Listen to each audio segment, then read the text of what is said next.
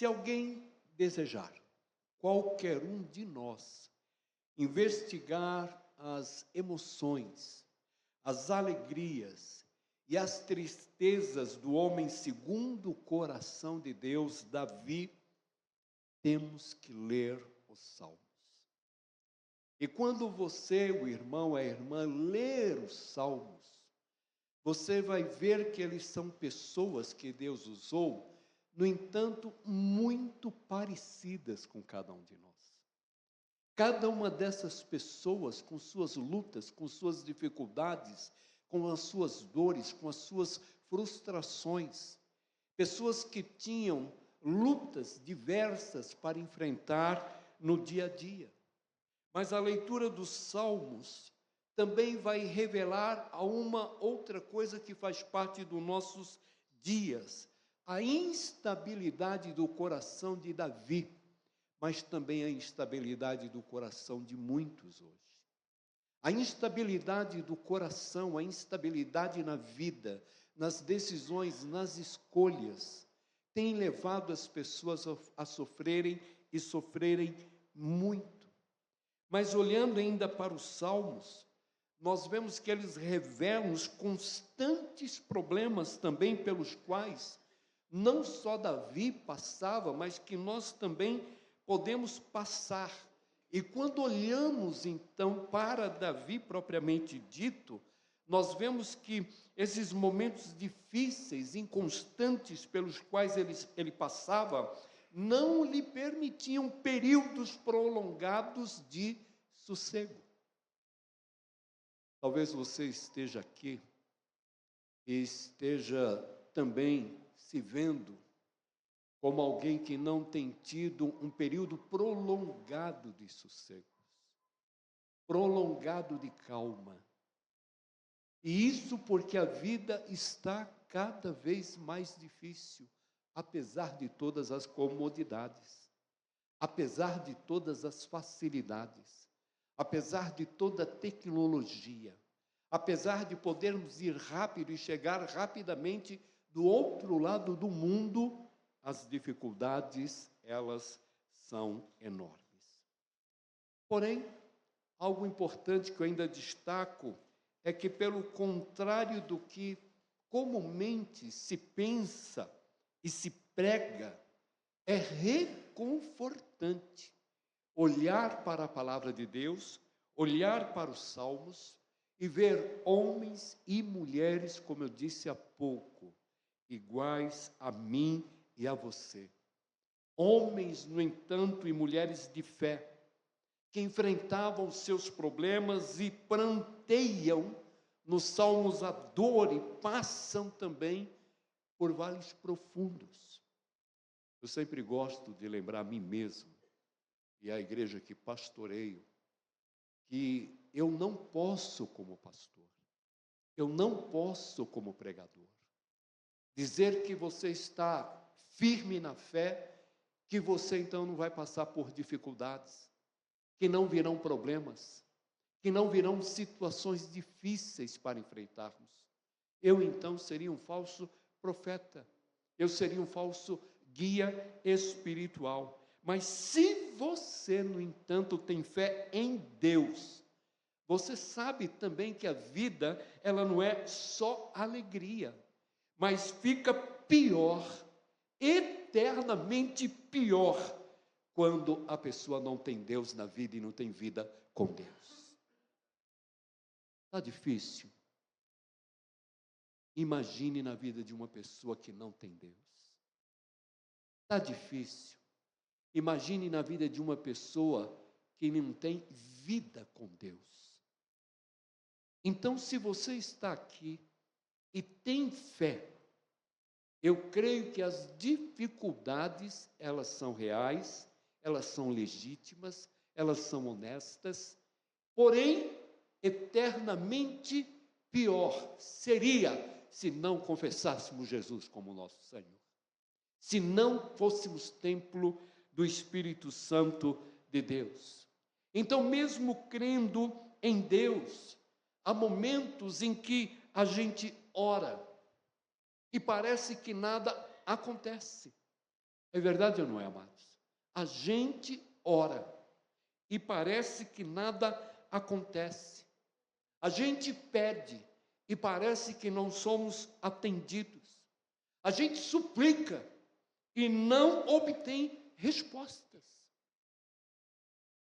Se você está aqui e falar, eu tenho fé em Deus, eu confesso Jesus como meu Salvador, eu sou templo do Espírito Santo e não teve momentos de questionamentos na sua vida, momentos indagativos a respeito do porquê o silêncio de Deus, porquê a falta de resposta, porquê eu continuo orando e aparentemente nada acontece. Você é uma pessoa anormal. Porque as pessoas normais, mesmo crendo no sobrenatural, elas enfrentam momentos onde elas perguntam: por que que Deus não me ouve? Por que que Deus não responde? Por que esse silêncio perturbador pode estar envolvendo nesse momento a minha vida? Será que Deus está longe? Pergunta o salmista. E por mais que tantas vezes sintamos que sim, porque não temos uma resposta, a verdade é uma só: Deus não se afasta de nós. Deus não abre mão de nossa vida. Deus não abdica do direito que Ele tem sobre nossa existência. Disse o salmista: Deus não deixa o nosso encalço, mesmo quando não acertamos, mesmo quando as coisas não vão bem. Deus, Ele permanece, Ele tem sido e sempre será o mesmo de ontem, hoje e eternamente. O Senhor é. E é isso que eu preciso começar a trazer ao meu coração, à minha alma, para ter a minha vida também tratada, para ter situações em que eu vivo sendo também tratadas. Os ouvidos de Deus sempre estão atentos aos nossos clamores, mas como parece que Ele não atende, não responde, não abre a porta, não dá uma direção, não mostra o caminho que eu devo seguir, nós então falamos como o salmista falou: por que estás longe, Senhor? Por que te escondes em tempos de angústias, como se isso fosse a realidade envolvendo Deus, quando é a realidade do homem, nas suas questões pessoais, na sua vida. Disse o salmista: o Senhor ouves a súplica dos necessitados, tu os reanimas e atendes ao seu clamor. Isso está no mesmo Salmo, o versículo 17, diante da pergunta: por que estás longe, Senhor? Por que não ouve os nossos clamores? Por que não responde às nossas orações? Ouvindo o versículo mais uma vez: Senhor, por que estás longe? Por que te escondes em tempos de angústias? Não sabemos, quando olhamos para Davi propriamente dito, quais eram todas as aflições que esse homem podia estar vivendo. Mas a principal delas parece nítida no texto. Deus parecia estar o quê? Longe. Essa sim é visível. Deus parecia estar longe. Então, você ora por alguns assuntos há quanto tempo? Espera uma resposta há quanto tempo? Que uma porta se abra há quanto tempo?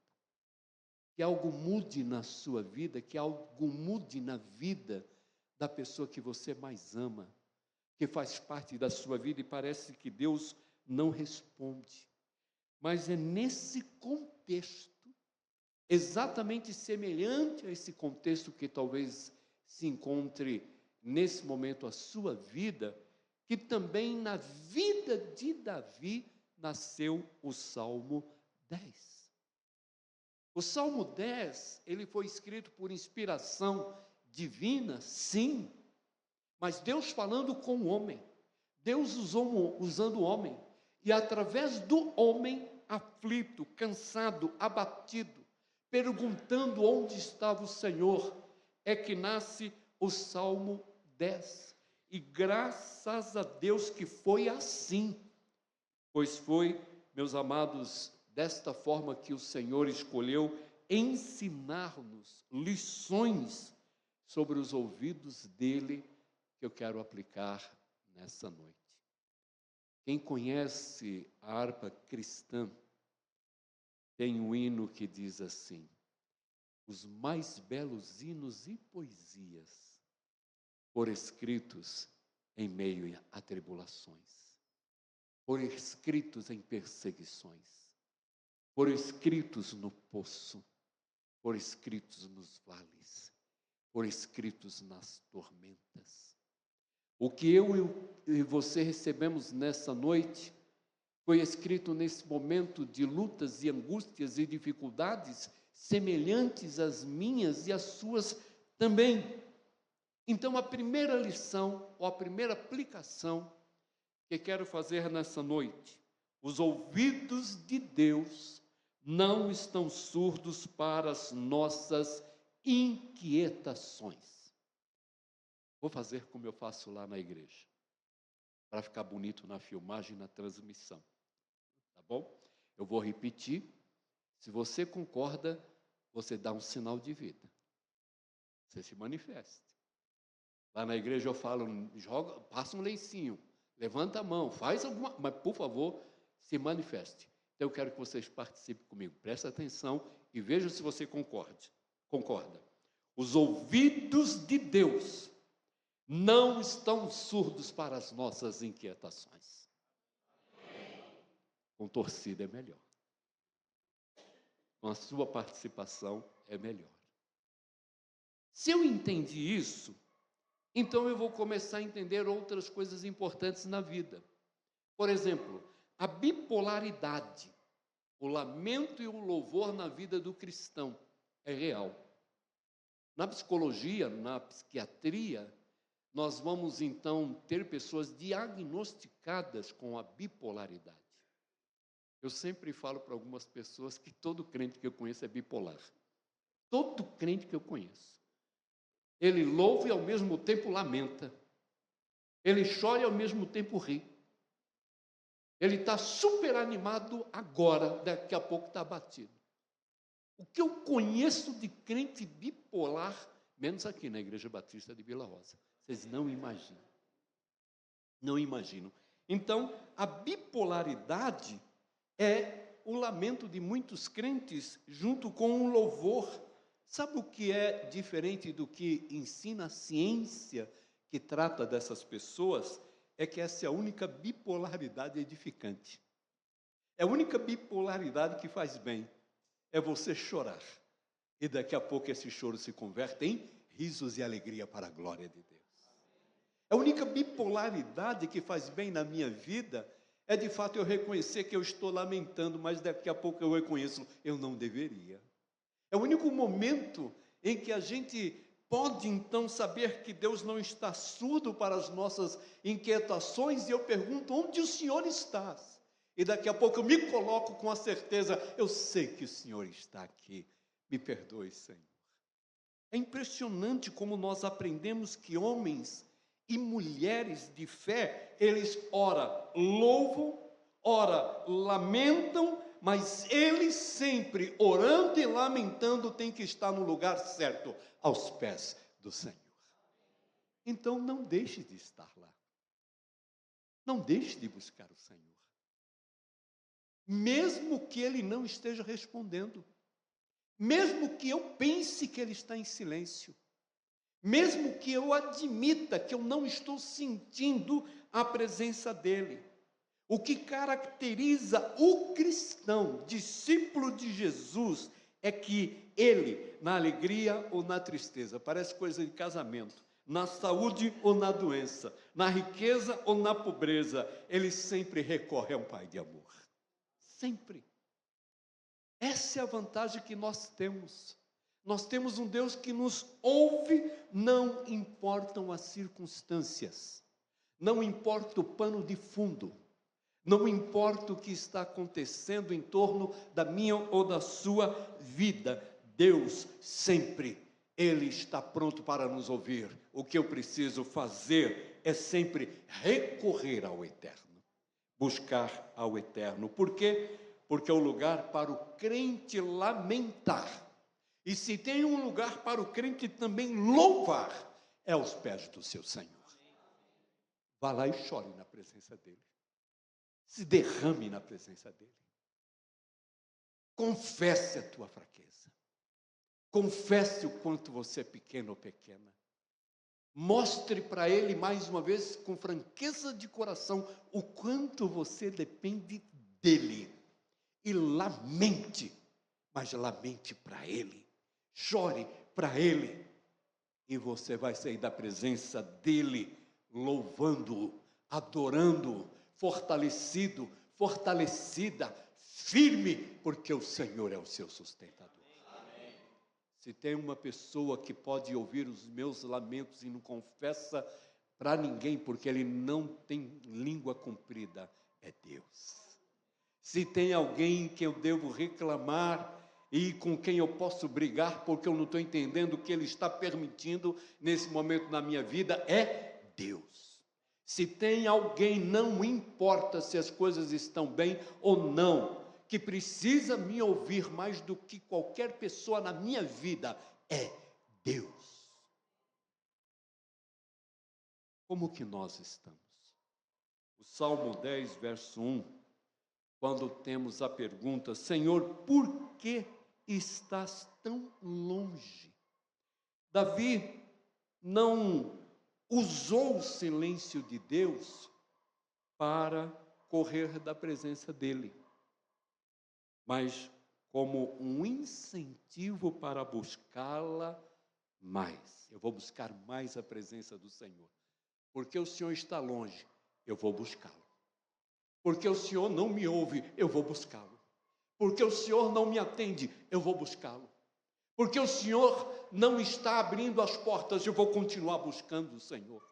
Eu vou usar tudo aquilo que parece contrário do que eu espero de Deus, para entender o quanto eu preciso e o quanto eu devo invocar e clamar pelo Deus eterno. Esse é o grande incentivo na vida de quem tem fé. A minha fé não está nas coisas que eu vejo, não estão nas coisas que eu sinto, não estão nas coisas que eu conheço. A minha fé está firmada até no que eu não conheço e não sei, mas eu aceito pela fé que o Senhor é Deus e Ele faz o que lhe apraz. É isso que eu preciso viver. É isso que tem que o meu coração estar sendo tratado. Davi estava sentindo Deus distante. A sensação era de que ele, Deus, não estava ouvindo, mas ele não desistiu de buscá-lo. Não desistiu de buscá-lo. Eu não coloquei isso na mensagem, mas eu vou pedir que vocês orem por mim. Eu tenho que voltar e depois dormir com essa criatura que eu estou casado há 41 anos. Mas eu lembro que no primeiro mês de namoro, ela era tão séria, que eu achei que esse namoro não ia dar certo. Demorou 15 dias para me dar o primeiro beijo. 15 dias, irmão, vou até beber água. Com 30 dias eu contava o segundo beijo. Isso não vai dar certo, isso não é namoro. Isso não é namoro. Então desisti de acabar o namoro. Covardemente, esperei o momento do intervalo no seminário, cheguei para Ed, que naquela época eu chamava de Edmilce, eu chamo de Ed, meu amor, e acabou. E fui e falei para ela: não vai dar certo. Vamos acabar por aqui, melhor agora do que ficar empurrando isso. Mas no meu coração, o namoro ele não estava correspondendo às minhas expectativas. Coisa de menino, coisa de homem. Coisa de moleque, em outras palavras. Porque nenhuma moça tem que provar nada para mim, permitindo qualquer coisa, porque ela me ama. Ela soube do lugar dela e tomou todos os cuidados. Mas eu fiquei inquieto. Foi quando ela, com toda a paciência do mundo, com toda a amabilidade, com toda a docilidade que sempre fez parte dela, sempre, ela abriu um leve sorriso e disse: Marcos, eu já oro por você faz mais de um ano. Eu vou orar mais um ano. Eu sei igual barata tonta sem rumo. Não cheguei na parede, voltei. E nesse espaço de tempo, Deus, Ele falou comigo: você pede uma moça que complete sua vida. Uma pessoa que faça a diferença. Uma pessoa crente, de verdade. Eu coloco na tua vida e tu faz isso, Marcos. Eu voltei. Edmilson, você pode esquecer o que eu falei? Pelo amor de Deus. E ela, claro, não tem problema. Mas eu oro mais um ano. E nunca mais. Foi o primeiro mês. Quando completamos o terceiro mês de casamento, pouquíssimas pessoas sabem disso, inclusive o Zé e a esposa com quem você morava. No terceiro mês de casamento, terceiro mês de namoro, eu pedi em casamento. 3 meses eu pedi em casamento. Tal a minha convicção de que Deus estava ouvindo as minhas orações. E tal a minha convicção de que Deus estava sendo muito generoso comigo em colocar ela na minha vida, apesar de eu sentir que não estava sendo tão generoso com ela. Mas eu estava sendo abençoado. A minha convicção foi tão grande que um sentimento de uma paixão, de uma atração se converte num amor para toda a vida. Eu podia pedir em casamento agora. E só não casei naqueles dias, apesar do Zé e da irmã querer que eu casasse rápido, eu não casei porque eu queria ter minha casa, ter minhas coisas e casar tudo certinho. E Deus nos abençoou com um namoro de noivado 1 ano e 8 meses. Compartilho isso para a gente também entender que isso faz parte da vida de qualquer jovem, de qualquer menina, qualquer menino, qualquer garoto, garota hoje, cristãos. Então Deus, Ele está pronto para nos ouvir. Ele não está surdo às nossas inquietações. E quando sentimos que Deus está longe, então nós temos que lembrar que os nossos corações é que devem estar perto dele. Eu devo buscá-lo, eu devo invocá-lo, porque ele prometeu: estarei convosco até o fim. Mateus 28, 20. É impossível que um Deus que faz essa promessa, eu estarei sempre com vocês até o fim dos tempos, não esteja presente no silêncio, não esteja presente na falta de uma resposta, não esteja presente quando uma porta não se abre. Deus está presente em todo lugar, em qualquer lugar, em todo momento da vida, mesmo que eu não sinta, Ele está, porque Ele é.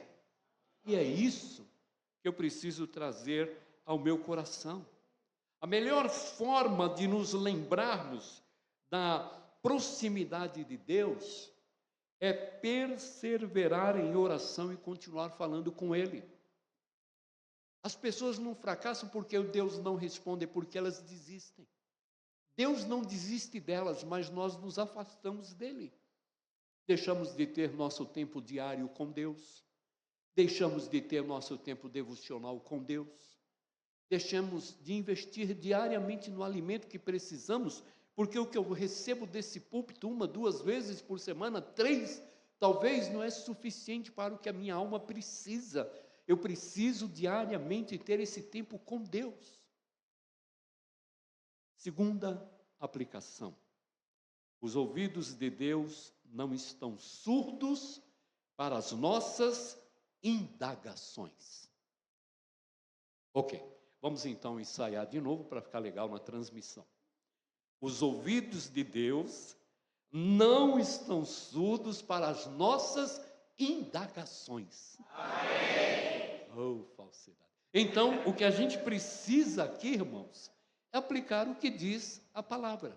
Vamos procurar entender isso.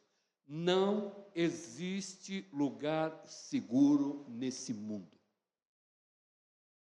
Não se engane. Não existe lugar seguro nesse mundo. Não deveria ser assim. Mas até mesmo na igreja, nós convivemos com homens e mulheres que podem causar-nos dor, frustração. Estou exagerando, irmãos? Homens e pessoas que nunca imaginamos podem causar as piores dores e traumas na vida de muita gente. E às vezes não estão fora, estão dentro. Pertencem. Indagando a Deus sobre, por exemplo, o ímpio impune. O que Davi nos revela sobre o seu caráter? Porque quando eu falo que os ouvidos de Deus não estão surdos para as nossas indagações, eu tenho que lembrar que também eu estou lidando com pessoas lá fora, que não creem, que duvidam, que têm atitudes completamente contrárias à nossa fé, aquilo que nós acreditamos. Então, indagando Deus sobre o ímpio impune, o que nós podemos aprender? Veja o que diz, meus amados, a palavra de Deus no Salmo 10, a respeito do ímpio como uma pessoa arrogante. Diz assim: em sua arrogância, o ímpio persegue o pobre, seja ele apanhado em suas tramas.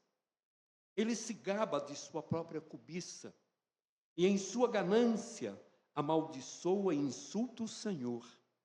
Em sua presunção, o ímpio não o busca. Não há lugar para Deus em nenhum dos seus planos. Os seus caminhos prosperam sempre.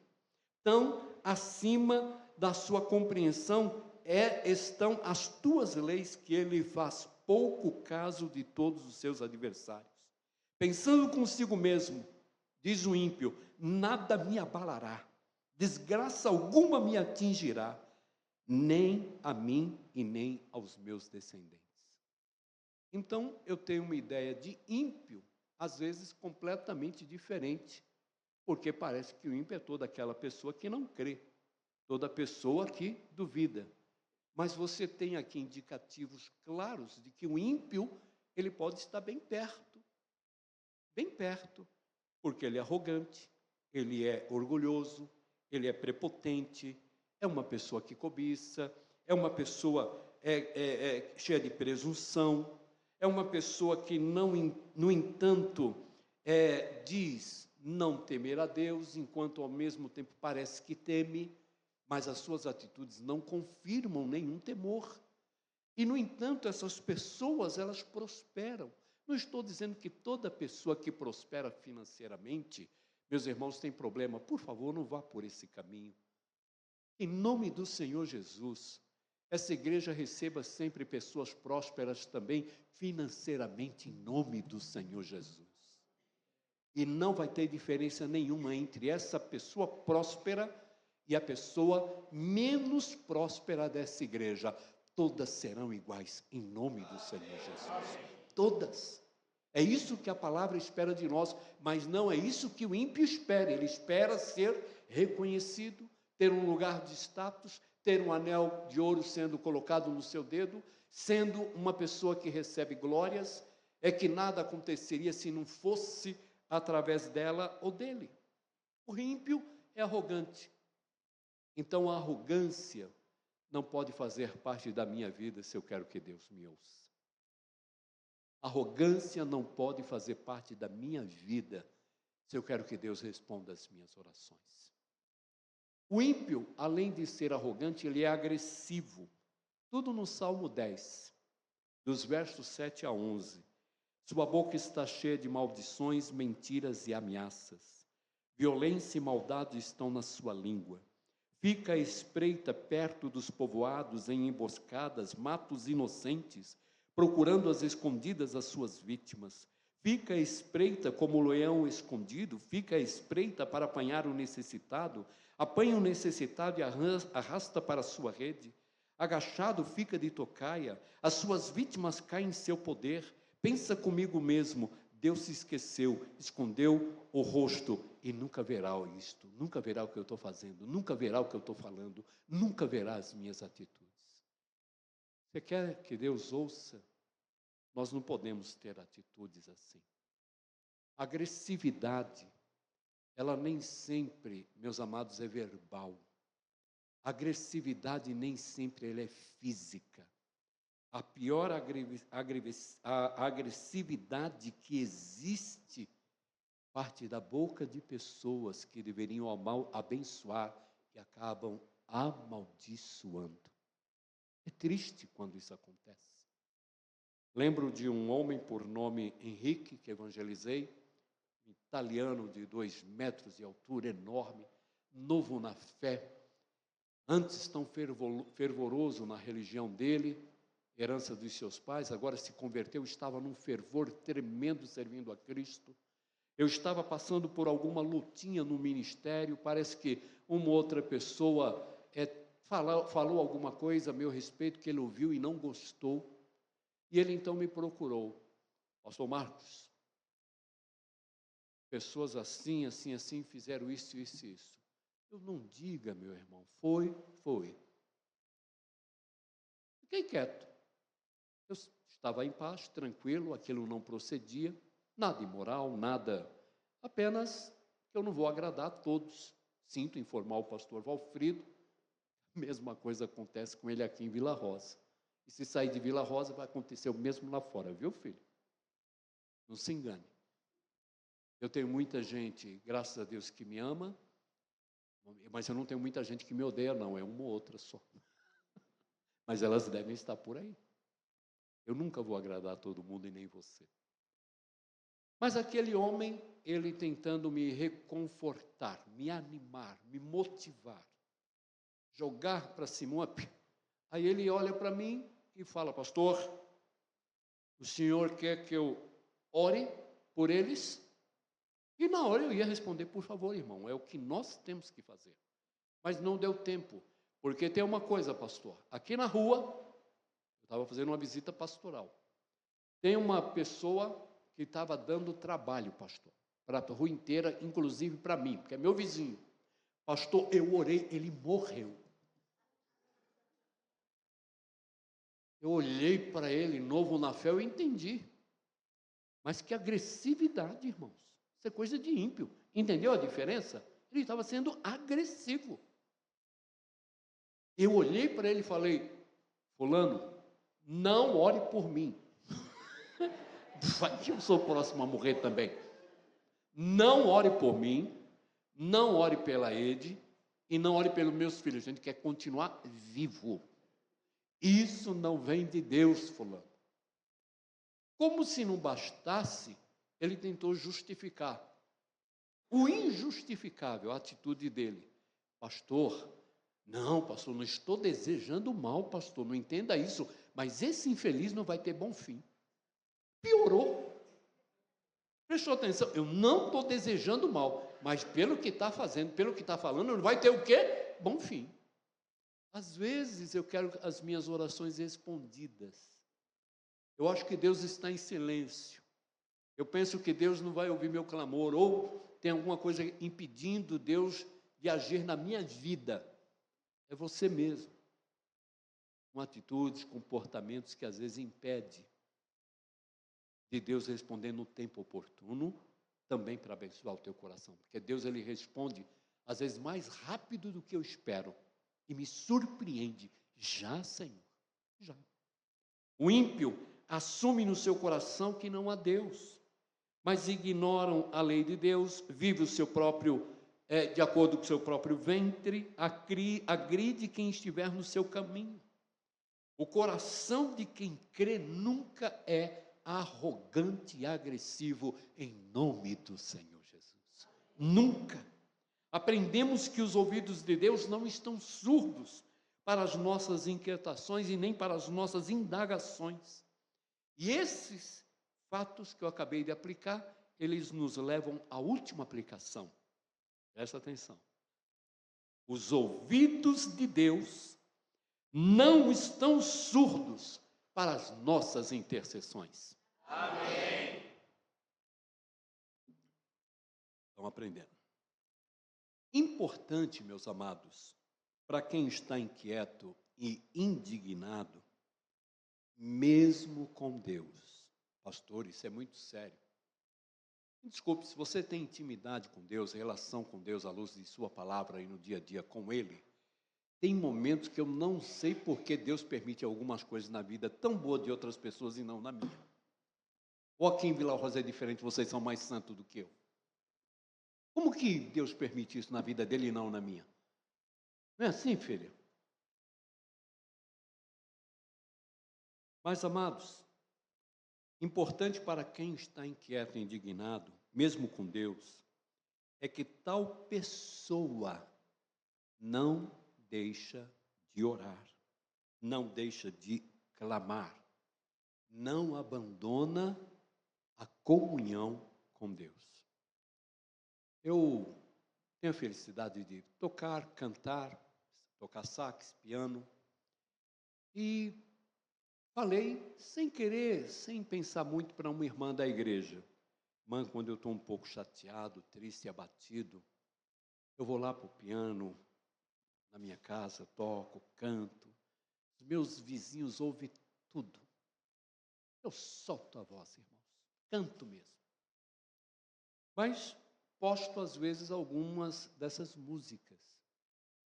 E uma irmã que tinha ouvido eu falar isso há pouco tempo atrás, veio para mim e falou: pastor, essa semana o senhor estava tão triste, tão abatido, tão deprimido. Eu olhei e falei: eu? Por quê? O senhor cantou tanto. Eu falei: não, irmã, a irmã não entendeu direito. Quando eu tenho momentos assim, eu vou e recorro. Mas, em linhas gerais, eu sempre estou tocando, cantando, eu falo com Deus. Mesmo quando eu não estou bem, eu até oro. Mesmo não ouvindo Ele. Mesmo não tendo a resposta dEle. Mesmo não sabendo quando é que Ele vai agir, eu continuo em comunhão com Ele, minha irmã. Não pense que eu estou cantando mais porque eu não estou bem. Aliás, eu canto mais é quando eu estou bem. Mas quando eu não estou, até o canto muda. Até as músicas que eu escolho muda. Aquilo que eu expresso muda. Quem me conhece sabe que eu estou falando com Deus, lutando com Ele, brigando no bom sentido com Ele através dos meus sentimentos, tentando cuidar da minha alma. Então, perseverando, a pessoa conseguirá orar mais, cantar mais, louvar mais, adorar mais.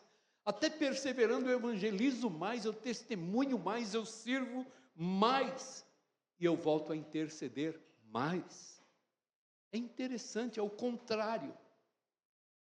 Quando você admite quem você é e quem é Deus, você aplica isso na sua vida. Aqui no Salmo 10, Davi intercedeu baseado em 3 convicções que nós não percebemos de imediato. A convicção da percepção, da posição e do poder de Deus. Ouça o que ele diz: intercede quem tem convicção da percepção de Deus. Levanta-te, Senhor, ergue a tua mão, ó Deus, não te esqueça dos necessitados, porque o ímpio insulta a Deus dizendo no seu íntimo: de nada me pedirás contas. Mas tu enxergas o sofrimento e a dor, observa-os para torná-los em tuas mãos. A vítima deles entrega-se a ti, tu és o protetor do órfão. O texto está falando da percepção que o salmista tinha de Deus. Mas ele também usa a posição de Deus. Ele intercede quem tem convicção da posição de Deus.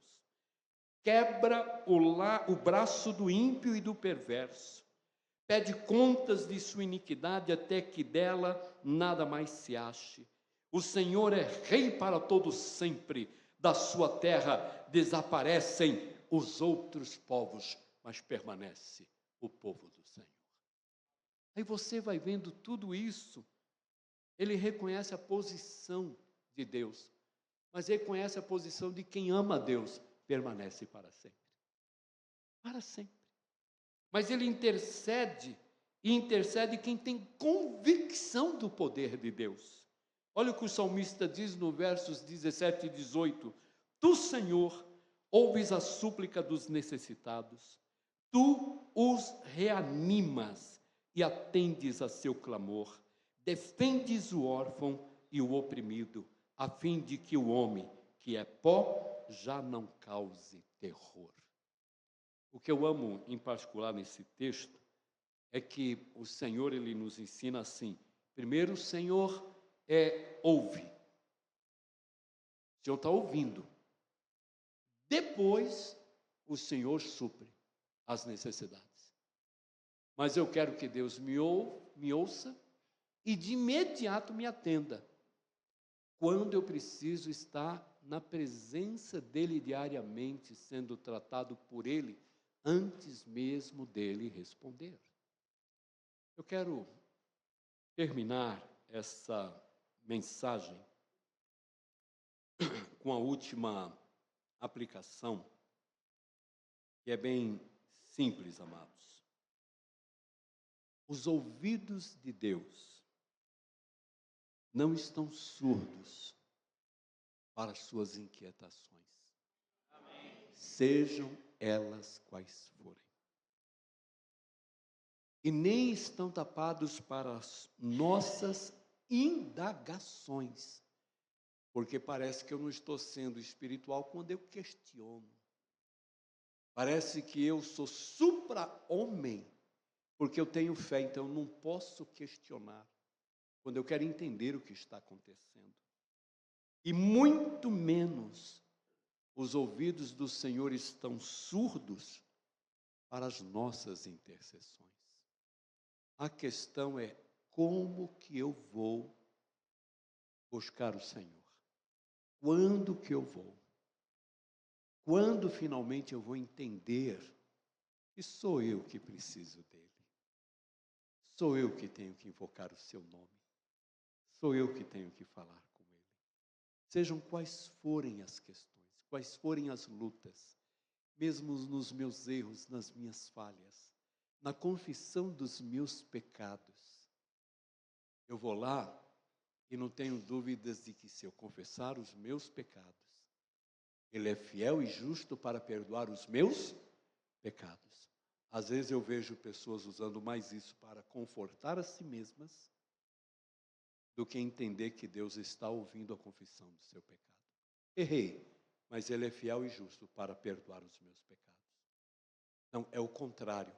Eu vou buscar a Deus, porque eu sei que ele me ouve. E quando eu confesso os meus pecados, o sangue do Senhor Jesus me purifica de todos os meus pecados. E é isso que eu preciso no meu dia a dia, que o Espírito Santo de Deus tenha toda a liberdade para falar aos seus corações de acordo com nossas necessidades.